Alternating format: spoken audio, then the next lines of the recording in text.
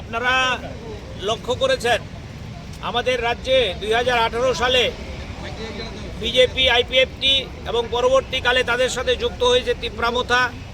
এই যে জোট সরকার, এই জোট সরকার মানুষের কাছে অনেক প্রতিশ্রুতি দিয়ে ক্ষমতায় এসেছিল।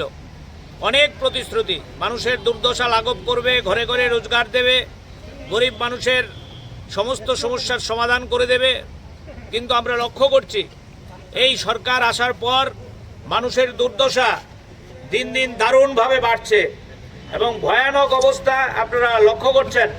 আমাদের রাজ্যের পরিবহন শ্রমিকদের সিএনজি গ্যাস, যেই গ্যাস দিয়ে আমাদের অটো শ্রমিকরা অটো চালায়, আমাদের মোটর শ্রমিকরা বিভিন্ন ধরনের যানবাহন চালায়, সেই সিএনজি গ্যাসের দাম 18 সালের পরে আজকে 24 সালে প্রায় কেজি প্রতি 20 টাকার বেশি বৃদ্ধি করেছে। অস্বাভাবিকভাবে দাম বাড়িয়ে দেওয়া হয়েছে। একদিকে পেট্রোলজাত সামগ্রীর দাম বৃদ্ধি, একদিকে যন্ত্রাংশের দাম বৃদ্ধি, একদিকে ফিটনেসের ফি বৃদ্ধি, একদিকে ইন্স্যুরেন্সের ফি বৃদ্ধি, অন্যদিকে পাল্লা দিয়ে বাড়ছে সিএনজি গ্যাসের দাম, বাড়ছে রান্নার গ্যাসের দাম।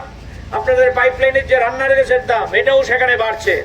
আমরা আজকে আমাদের রাজ্যের পরিবহন সেক্টরের যে যৌথ মঞ্চ, Tripura autorickshaw workers union, Tripura motor শ্রমিক ইউনিয়ন, ত্রিপুরা ই রিক্সা শ্রমিক ইউনিয়ন, টিআরটিসি কর্মী ইউনিয়ন, এই চারটি সংগঠনের যৌথ মঞ্চ আমাদের রাজ্যে all India route transport workers federation, সেই সংগঠনের আহ্বানে সিআইটিউর সহায়তায় আমরা আজকে টিএনজিসিএল এর যে ম্যানেজিং ডাইরেক্টর, ওনার কাছে ডেপুটেশন দেওয়ার জন্য এসেছি।